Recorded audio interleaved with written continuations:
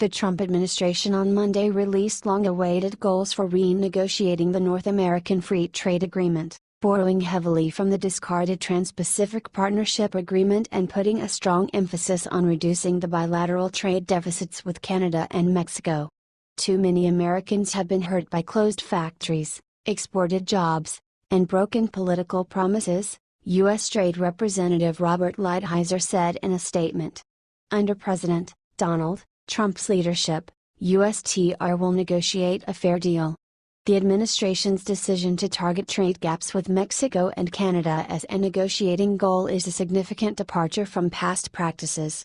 It also is one that may be hard to achieve, since many economists argue the deficit is driven by macroeconomic factors, rather than provisions of trade agreements. However, it reflects Trump's apparent belief that the United States' $63.2 billion deficit with Mexico and $10.9 billion deficit with Canada are signs that the current agreement has failed. The Office of the U.S. Trade Representative said it wanted to keep many provisions of the 23-year-old agreement while bringing it into the 21st century. The proposal aims to add rules to govern digital trade, state-owned enterprises and currency practices. That will be a relief to farm and manufacturing groups worried about losing sales to Canada and Mexico if tariffs are reimposed after years of duty-free trade. We must preserve the advantages that our manufacturers, service providers, farmers, workers and consumers now enjoy with respect to NAFTA across our economy, House Ways and Means Committee Chairman Kevin Brady, our Texas, said. Maintaining existing benefits, plus improving our access to Mexico and Canada, will allow us to continue to create American jobs, spur economic growth and open up new opportunities for all Americans through NAFTA. The objectives also reflect Trump's insistence on reshaping the pact to try to bring back jobs to the United States. In one example that could affect North American automotive trade, the goals call for tougher rules of origin to ensure that the benefits of NAFTA go to products genuinely made in the United States and North America. The goals heavily discuss maintaining the United States' ability to impose trade remedy measures, such as anti-dumping and countervailing duties, against imports that it believes are unfairly traded or that threaten domestic industries. Those provisions are likely to resonate in the industrial Midwest. In a related vein, the White House wants to eliminate a chapter in the current agreement that established a special tribunal for NAFTA countries to challenge each other's anti-dumping and countervailing duty decisions. They also have targeted another provision that excludes NAFTA partners from emergency safeguard tariffs that could be imposed to protect a domestic industry under stress from imports. But House Democrats, who may hold the key to the fate of the renegotiated pact, blasted the objectives as overly vague and said they made it seem as though the administration is only seeking to bevel the edges of a trade pact in need of an overhaul.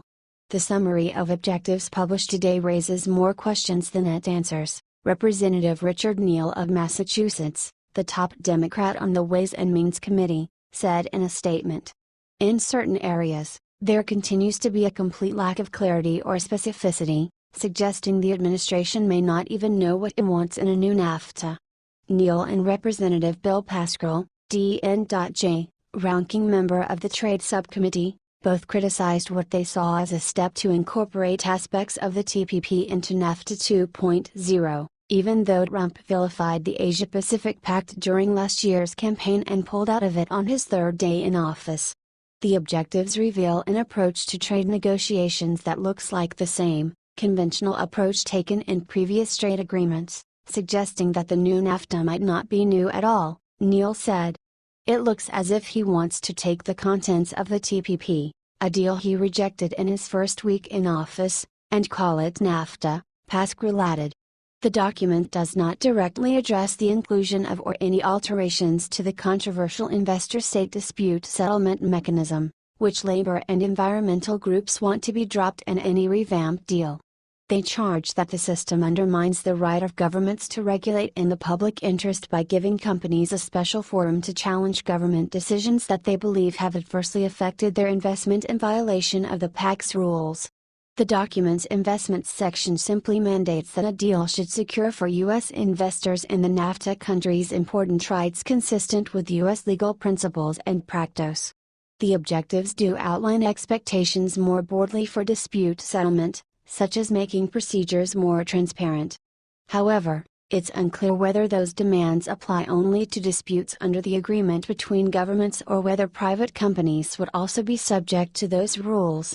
We must be sure to enforce new and current rules through effective dispute settlement provisions, including the proven tool of investor-state dispute settlement, Representative Dave Reichert, R. Washington, chairman of the House Ways and Means Trade Subcommittee, said in a statement. The need for modern trade rules is clear, particularly in light of our withdrawal from TPP earlier this year. Another top Republican said the objectives should have gone further in pushing for stronger protections for intellectual property rights, among other areas. If we are to truly modernize NAFTA and establish the most advantageous rules for selling American goods and services around the globe, future negotiating objectives must include stronger protections for intellectual property rights, upgraded rules and enforcement procedures for American exporters and investors, and improved regulatory practices that treat American goods and services fairly, Senate Finance Chairman Orrin Hatch, R. Utah, said in a statement. Senator Ron White of Oregon, top Democrat on the Finance Committee and a vocal advocate for implementation of stronger digital trade rules, criticized the provisions included in that area as lacking the level of ambition I would expect given the promises this president has made. Canada's and Mexico's top trade officials declined to comment on the negotiating objectives. Ottawa will be ready to work with our partners to modernize NAFTA, while defending Canada's national interest and standing up for our values, Canadian Foreign Affairs Minister Chrystia Freeland said. USTR is required under U.S. trade law to publish negotiating objectives 30 days before it begins talks on a free trade agreement. The first NAFTA round is expected in mid-August, although no date or location has been announced.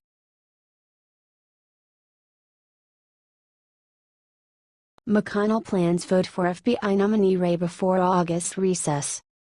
Senate Majority Leader Mitch McConnell plans to install Christopher Wray to lead the FBI before senators leave Washington for the August recess, a spokesman for the Kentucky Republicans said Monday. Wray, who has been nominated to replace the fired James Comey, breezed through his confirmation hearing before the Senate Judiciary Committee last week, and has since picked up support from several key Democratic senators. Republicans don't need Democrats to confirm Wray, but they do need their cooperation to hold a speedy vote, and Democrats have recently been dragging out consideration of even non-controversial nominees. We intend to confirm Christopher Wray before the August state work period, McConnell spokesman David Popp said. Even though Senate Democrats have brought unprecedented obstruction to the nominations process this year for no good reason, we hope they do not sink to a new low and force the first ever cloture vote on an FBI director nominee. Senator Chuck Grassley, R. Iowa, who chairs the Judiciary Committee, has scheduled a panel vote on Wray's nomination for Thursday, although any one senator could ask for it to be delayed 1 week. McConnell also has 2 additional weeks of session to try and confirm Wray, with the start of the annual August recess being pushed back until mid-August. Wray does face some opposition from liberal Democrats. When Wray was announced as President Donald Trump's FBI pick in early June, Senator Jeff Merkley, D.R., tweeted several criticisms of the former Justice Department official, including that he is a GOP donor, represented New Jersey Governor Chris Christie during the so-called Bridgegate scandal, and that his law firm, King & Spalding, represents Trump Trust and Russian oil.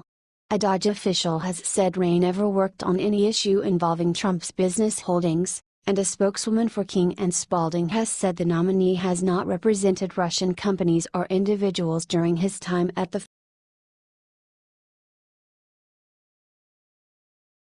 Trump fights demand he testify in ejected protesters' suit.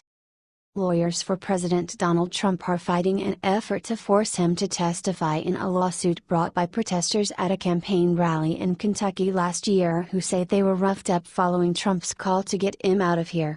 In a filing Monday in federal court in Louisville, Trump's attorneys argue that a suit brought by the protesters can be resolved without exploring the motivations for, or intentions behind, Trump's exhortation at the March 2016 event.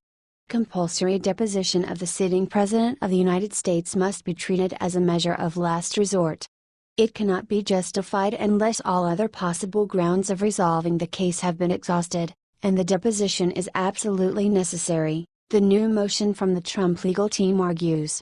Trump's attorneys, Supreme Court litigator Michael Carvin of Jones Day and Kentucky Attorney Kent Westbury of Landrum and South, say there's no plausible interpretation of Trump's words that can be seen as urging an illegal act, particularly since he also said from the podium that day, "Don't hurt him."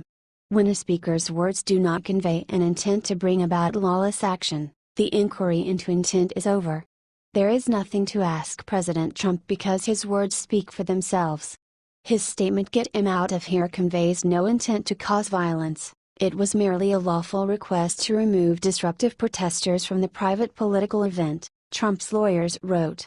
The request for a protective order to block Trump's decision is the latest tactic Trump's attorneys have used in an effort to stave off or shut down the suit three protesters filed about a month after the 2016 rally. They named Trump and his campaign as defendants, along with several other individuals, including an alleged white nationalist. U.S. District Court Judge David Hale has generally rejected those efforts, ruling in March of this year against the bulk of Trump's attempt to get the suit dismissed on First Amendment and other grounds.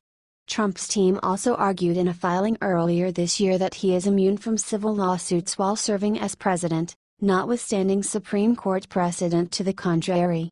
Trump's attorneys also argue that he wasn't directing his comments to the crowd when he spoke of removing the protesters.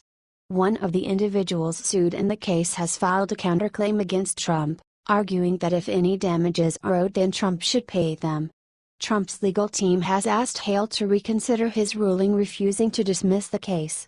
If he won't do so, the president's lawyer wants to appeal to the Sixth Circuit Court of Appeals. However, the judge has not granted permission for such an appeal, which would typically have to wait until the case is resolved. The suit is one of several Trump's campaign is facing over alleged assaults on protesters and other activities during the 2016 race. A spending disclosure filed Saturday showed the campaign paid $538,265 to Jones Day in the second quarter of the year, up from $190,306 in the first quarter of 2017. Those figures are believed to contain the costs of fighting the protester litigation as well as legal work related to more mundane campaign-related matters.